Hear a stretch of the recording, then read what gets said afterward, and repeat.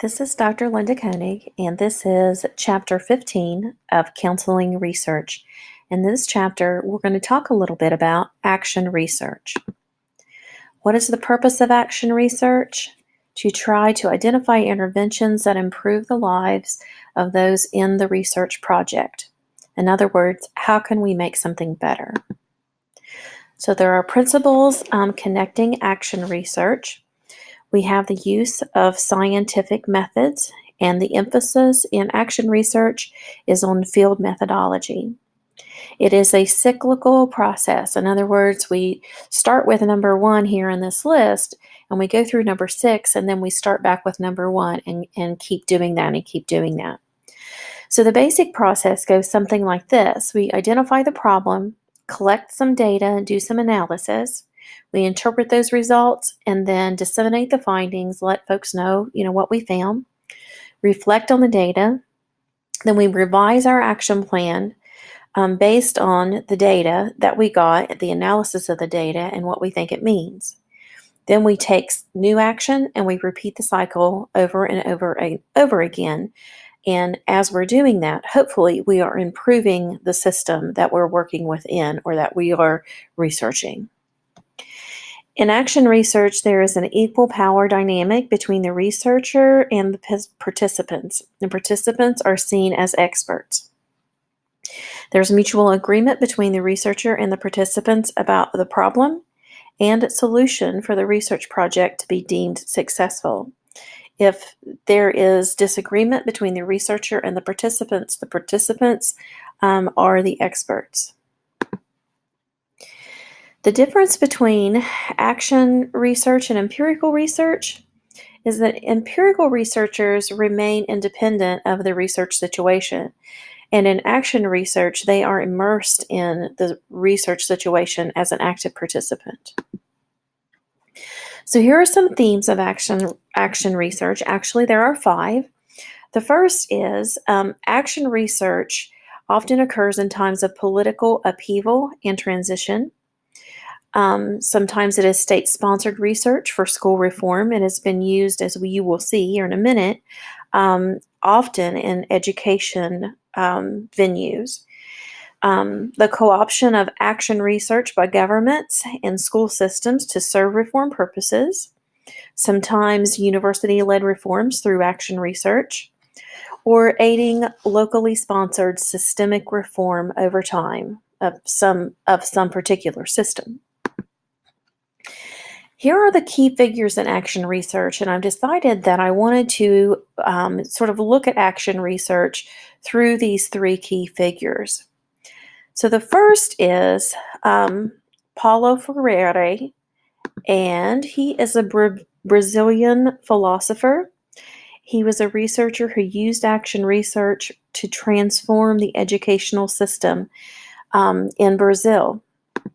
And this is a picture of him.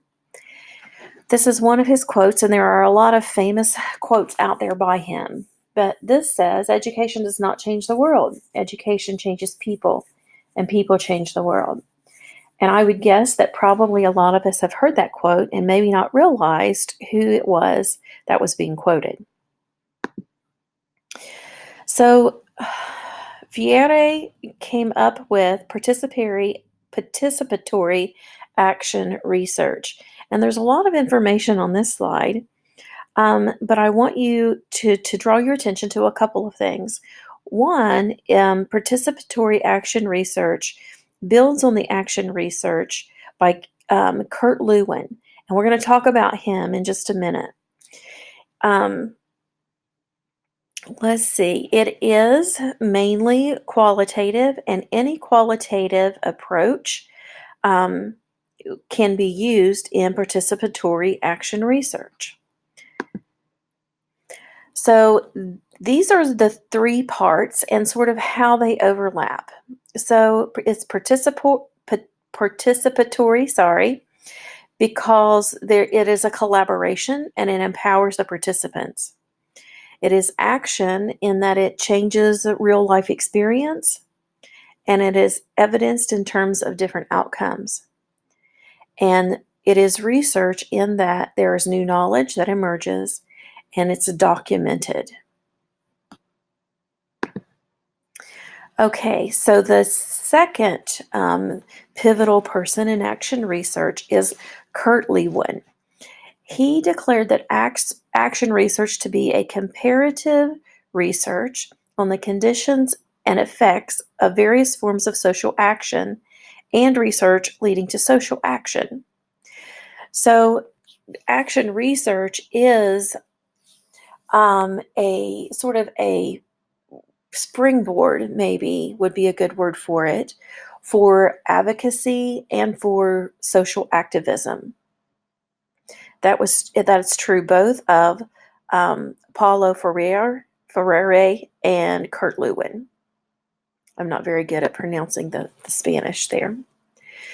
So this is Kurt Lewin, and if he says, if you want to truly understand something, try to change it. And there's a lot of truth in that. If we are trying to make a change in a system, whether small or large, we have to very much understand that system. And anything we don't understand, we will come to understand generally through the process of it, understanding how complex the system is. All right, so this is sort of an overview of Kurt Lewin's work. And you can see here that there's actually not just action research, but he's responsible for sort of a lot of different areas. One of the things that is really important that attributed to Kurt Lewin is this formula here. And this formula states that behavior is a function of the person in their environment. So it's not just the person and their genetics, it is the person and the environment in which they are. So his action research model looks something like this. There is a 3-step process, and in this process, it begins with unfreezing when we have come across something that makes us question the way that we're doing things and the need for change.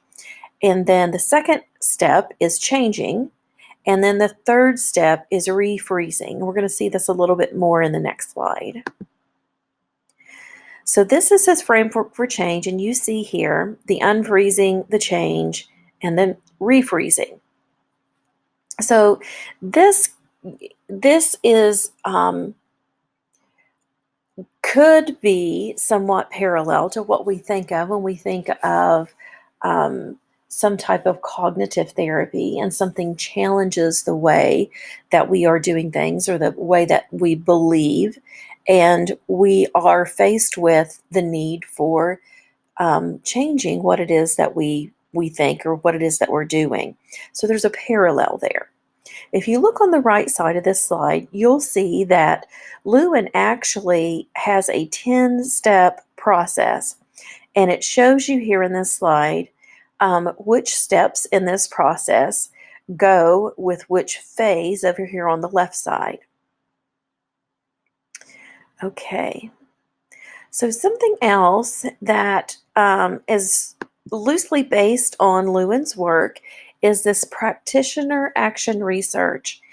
And this is often used in school settings. It can be used by school counselors, sometimes used by teachers who are wanting to do some action research in their classroom.